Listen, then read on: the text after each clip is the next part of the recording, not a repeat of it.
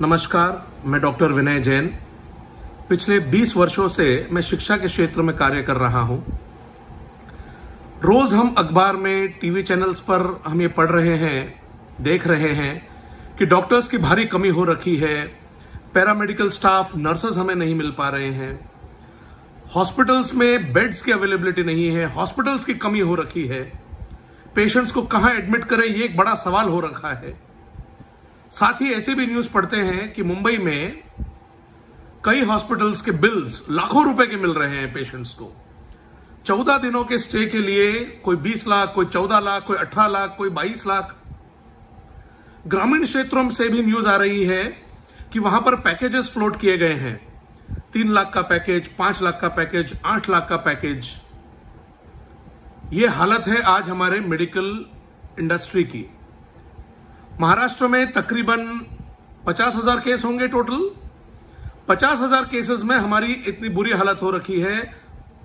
उम्मीद कीजिए अगर ये केसेस बढ़ जाएं तो हमारी क्या हालत होगी। तो आज मैं आपके समक्ष एक दूसरा तथ्य लाने की कोशिश कर रहा हूं कि आखिर ऐसी नौबत क्यों आई। ऐसी नौबत इसलिए आई है दोस्तों क्योंकि पिछले 20 वर्षों में मुंबई को एक भी नया मेडिकल कॉलेज नहीं मिला। मुंबई चारों तरफ से एक्सपैंड हुई।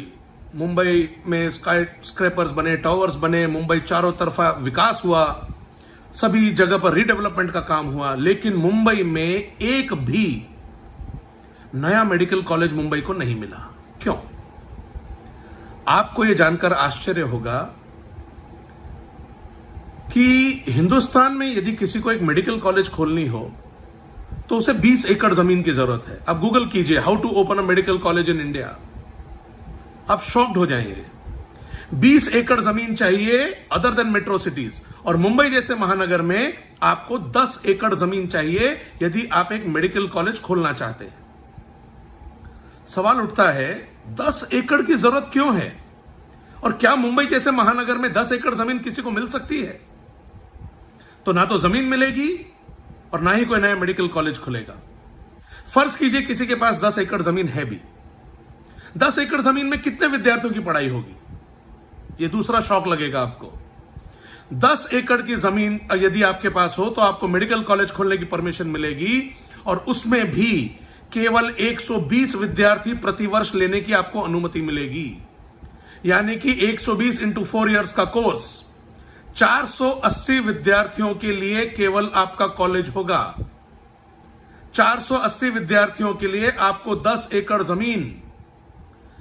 क्या हम कोई मिलिट्री स्कूल खोल रहे हैं जहां पर 10 एकड़ जमीन में हमें स्टूडेंट्स को रोज दौड़ाना है, व्यायाम कराना है? क्यों चाहिए 10 एकड़ जमीन? इसका कोई जवाब नहीं है। आज शिक्षित समाज को सवाल पूछना होगा हमारी सरकार से, मेडिकल काउंसिल ऑफ इंडिया से, क्यों आपने ऐसे नियम कर रखे हैं कि कोई नया मेडिकल कॉलेज नहीं खुल पाता? और उसका नतीजा देखिए आज क्या हुआ। उसका नतीजा यह हुआ कि मेडिकल कॉलेज के अभाव में आज डॉक्टर्स नहीं बन पाए। डॉक्टर्स नहीं बने तो ज्यादा हॉस्पिटल्स नहीं खुले। आज सॉल्यूशन क्या है? मुंबई जैसे महानगर में मैं स्कूल्स रन करता हूं। 2000-3000 मीटर के प्लॉट पे हम 2 से 3,000 विद्यार्थियों को पढ़ा लेते हैं, और एक मेडिकल कॉलेज खोलने में लगता क्या है साहब? हमें डॉक्टर होने के नाते मैं कह सकता हूं, हमें कुछ लैब्स की आवश्यकता होती है, physiology lab, anatomy lab, pharmacology lab. हमें कुछ सेमिनार हॉल्स की जरूरत होती है, लेक्चर हॉल्स की जरूरत होती है, और एक 25-50 बेड के हॉस्पिटल की जरूरत होती है। ये सब हम आसानी से 50,000 से 1 लाख स्क्वायर फीट में हम आराम से एक अच्छा मेडिकल कॉलेज बना सकते हैं, और यह केवल 2 से 3,000 मीटर के प्लॉट पे हो सकता है। लेकिन जो भी सरकार, जिसने भी ये नियम बनाए, नियम क्यों बनाए गए थे? क्योंकि ये पर्पसफुली चाहते थे। ये जो लॉबी है जो कंट्रोल करती है आज मेडिकल एजुकेशन को, पुरानी सरकार के थे, किसी भी सरकार के थे, ये पर्पसफुली ये चाहते थे कि नई मेडिकल कॉलेज नहीं खुले ताकि इनकी दुकानदारी अच्छी चल सके।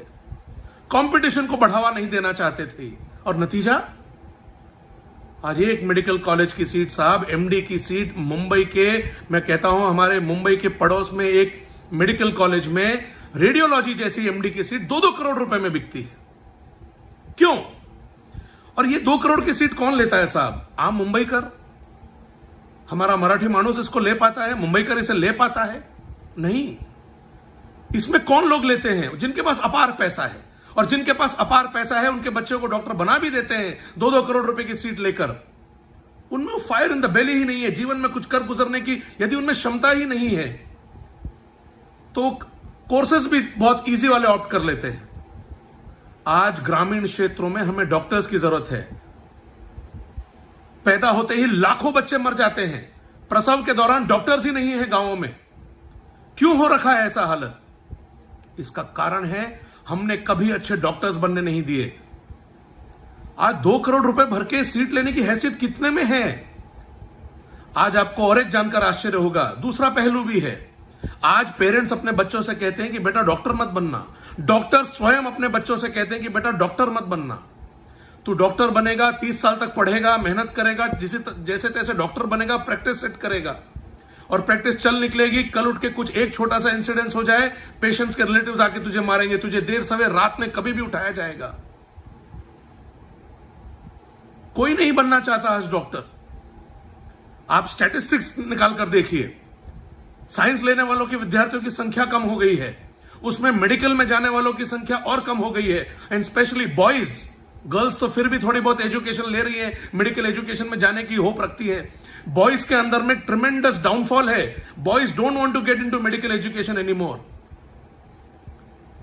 इसका सॉल्यूशन क्या है? मैं उद्धव ठाकरे जी से, आदित्य ठाकरे जी से विनम्र निवेदन करता हूं कि हम महाराष्ट्र में एक पहल कर सकते हैं। महाराष्ट्र पूरे देश को दिशा दिखा सकता है। हमें करना क्या है? हमें कोई एडिशनल बजट की जरूरत नहीं है। हमें केवल रूल्स को ट्वीक करने की जरूरत है। हमें केवल ऐसे रूल्स चाहिए कि 2 से 3 हजार वर्ग मीटर में भी आप एक मेडिकल कॉलेज खोले, और देखिए हर रेलवे स्टेशन पे 3 से 4 मेडिकल कॉलेज खुल जाएंगे। तो क्या हम क्वालिटी से कॉम्प्रोमाइज करेंगे? नहीं। हम अच्छे क्वालिटी के डॉक्टर्स प्रोड्यूस करेंगे। हम एजुकेशन की गुणवत्ता पर फोकस करें और आने वाले वर्षों में हम इतने डॉक्टर्स प्रोड्यूस करें कि हम पूरे इंडिया की रिक्वायरमेंट को पूरा कर दें। हर एक ग्रामीण क्षेत्र में। और अच्छा, ज्यादा डॉक्टर्स बनेंगे तो क्या होगा? ज्यादा डॉक्टर्स बनेंगे तो ज्यादा अस्पताल अपने आप खुलेंगे। ज्यादा अस्पताल अपने आप खुलेंगे तो कंपटीशन होगा। कंपटीशन होगा तो ये जो 5 लाख, 15 लाख, 20 लाख, 25-25 लाख के बिल जो रेज होते ऑटोमेटिकली कम हो जाएंगे। ये एक विशेष साइकिल है साहब। इस साइकिल की शुरुआत करनी होगी क्रिएटिव सोच से। ये जो इस तरह की लॉबिंग वाले जो रूल्स बने हुए हैं, इन्हें तोड़ने की आज डायर नीड है, सख्त आवश्यकता है। आज 1 लाख पेशेंट्स है साहब, उनको नहीं संभाल पा रहे हैं। सोचिए आने वाले वर्षों में यदि कोई इससे बड़ी महामारी आ गई तब हम क्या करेंगे? ना अस्पताल मिलेंगे, ना डॉक्टर्स मिलेंगे। इसलिए समय है कि हम अभी चेत जाएं, हम जागें। और यदि हम आज जाग गए, आने वाले समय हमारा अच्छा होगा। हम तो आज ये कठिनाई झेल रहे हैं, लेकिन हमारे बच्चों को ये कठिनाई नहीं झेलनी पड़ेगी। यही हाल शिक्षा के क्षेत्र में हो रखा है। हर जगह पर दोस्तों आज क्रिएटिव रूल्स की जरूरत है।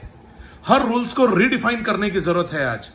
और यदि हम क्रिएटिवली सारे रूल्स को रीडिफाइन करें, सारी पॉलिसीज को रीडिफाइन करें, तो हम एक बेहतर भविष्य की कामना कर सकते हैं। धन्यवाद।